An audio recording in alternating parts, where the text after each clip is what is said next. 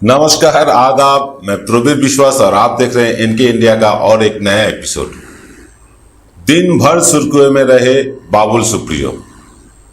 Tweet करके उन्होंने बताया कि वो राजनीति छोड़ना चाहते हैं। अब सवाल दो तरह के सवाल आ रहे हैं। क्या राजनीति छोड़ के वो दूसरे दल में जाना चाहते हैं? क्या राजनीति छोड़ के वो अपने पुराने फील्ड, गाने बजाने के फील्ड में जाना चाहते हैं? या राजनीति छोड़ के वो पूरा समय समाज के उपकार के लिए बिताना चाहते हैं?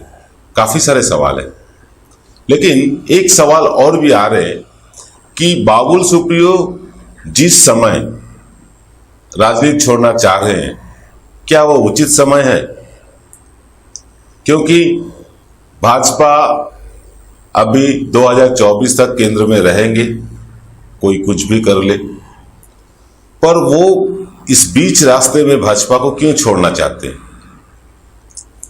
एक खबर आ रहा है कि बाबुल सुप्रियो को मंत्रित्व पद से हटाया गया, तभी वो गुस्सा होकर छोड़ रहे हैं।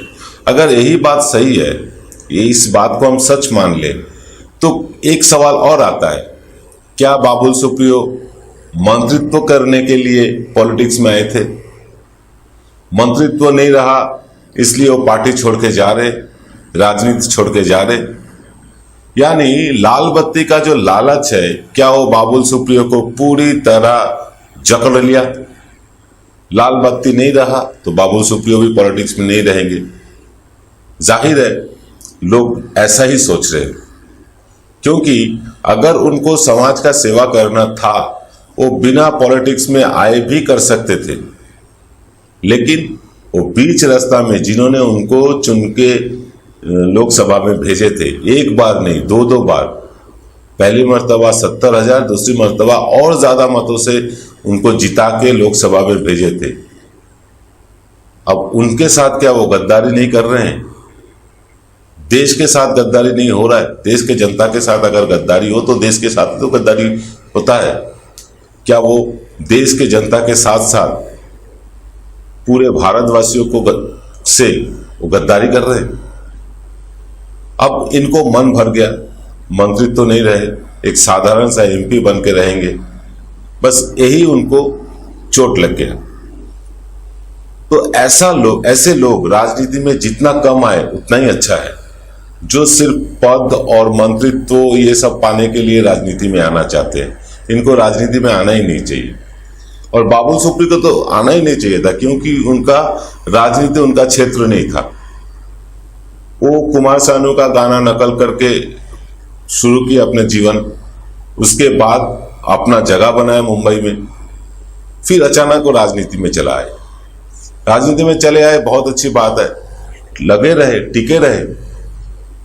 लेकिन ऐसा फिकल्ड माइंडेड जो लोग होते हैं वो कहीं भी नहीं टिक पाते, चाहे वो बॉलीवुड हो, चाहे वो संसद भवन हो। ये फिकल माइंडेड लोग हैं, ये हमेशा कुछ और अच्छा पाने के लिए काम करते हैं। इनको और अच्छा पाना है, और अच्छा पाना है, ये ख्वाहिश इनको डुबो देता है। बाबुल सुप्रियो के साथ यही हुआ। एक ही चीज हुआ मिथुन चक्रवर्ती के साथ भी। मिथुन को भी और ज्यादा पाना था, और ज्यादा कुछ चाहिए था। पहले तो वो सीपीएम के साथ थे, उसके बाद तृणमूल के साथ गए, फिर वो बीजेपी के साथ गए। मतलब हवा का रुख जिस तरह उस तरह ही जाते हैं। और जाते जाते क्या हुआ, आज मिथुन चक्रवर्ती पॉलिटिक्स में जीरो है, शून्य है। ऐसा ही लोग ज्यादा दिन तक टिक नहीं पाते पॉलिटिक्स में, कहीं भी टिक नहीं पाते। तो ऐसा जो शख्स है, ये जो शख्स है बाबुल सुप्रियो, इनको लेके ज्यादा कुछ कहना उचित नहीं रहेगा, इसलिए क्योंकि इनका जो मन में जो प्रलोभन है, ये इनको जो पाने का ख्वाहिश है, ये बहुत उच्च स्तर के है। मतलब कभी उनको राजनीति में आना ही नहीं था, आए भी तो उनमें लगा रहना चाहिए था। अब जो लोग उनको वोट दिए उनके साथ तो बेईमानी कर रहे हैं, ये सब सोच उनके मन में नहीं आ रहा है। वो ट्वीट में बता रहे हैं कि हम अपने माँ बाप, स्त्री, सबके साथ बात किया, हमने तय किया कि हम राजनीति छोड़ेंगे। अब वो माँ बाप, स्त्री, बंधु सबके साथ बात किया, बहुत अच्छी बात है। आसनसोल के लोगों के साथ बात किए क्या? आसनसोल जिन जगह का लोग उनको वोट में जिताए, भारी मतों से विजयी बनाए, उनके साथ बात किए क्या? नहीं किए। अपने माँ बाप, स्त्री, बहन जो भी है जिनके साथ बात किए, बहुत अच्छी बात है, लेकिन जिनके साथ बात करके आपको राजनीति छोड़ना था, उनके साथ आप बात नहीं किए। ऊपर से वो लिख रहे हैं ट्वीट में कि हम अब कुछ दिनों के लिए समाज सेवा करेंगे, उसके बाद ... उसके बाद वो सोचेंगे क्या करना है। मतलब दूसरे दल में जाने का ख्वाहिश उनका मन में है। बीजेपी में जो पश्चिम बंगाल के प्रभारी है, पश्चिम बंगाल के जो सभापति है, दिलीप घोष के साथ उनका अनबन सब जानते हैं, क्योंकि दिलीप घोष जिस हिसाब से राजनीति करते हैं, बाबुल सुप्रियो उस हिसाब से राजनीति कर नहीं पाएंगे, क्योंकि जिस कदर दिलीप घोष बातें करते हैं, जिस स्तर में जाके वो बात कर सकते हैं, बाबुल सुप्रियो उस स्तर में उतर के बात नहीं कर सकते। ये बात तो जाहिर है।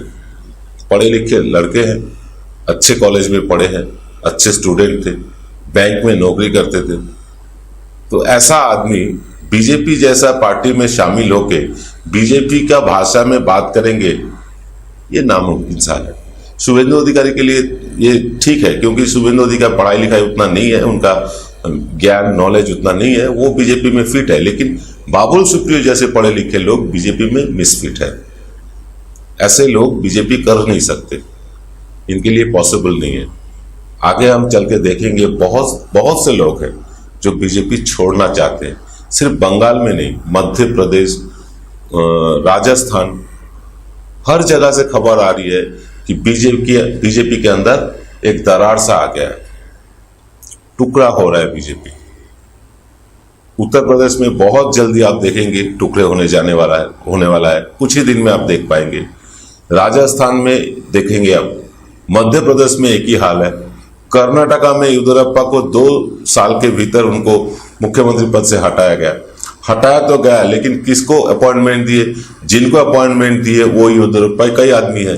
यानी येदियुरप्पा अपने पद से इस्तीफा इस कारण दिए कि अपना आदमी को बैठाना पड़ेगा, तभी हम इस्तीफा देंगे, और मोदी जी और अमित शाह जी को ये बात माननी पड़ी। यही बात मान के उनको इस्तीफा लिए वो। यानी राज्य का जो दल है, प्रदेश का दल है, वो केंद्रीय दल से इनका अनबन चल रहा है हर जगह। सिर्फ बंगाल नहीं, कर्नाटका नहीं, हर स्टेट में ऐसा है, हर एक स्टेट में ऐसा है। अब ये टूटा फूटा दल जो है खाली टिके हुए हैं, वो दिल्ली में पावर में है, सत्ता में है।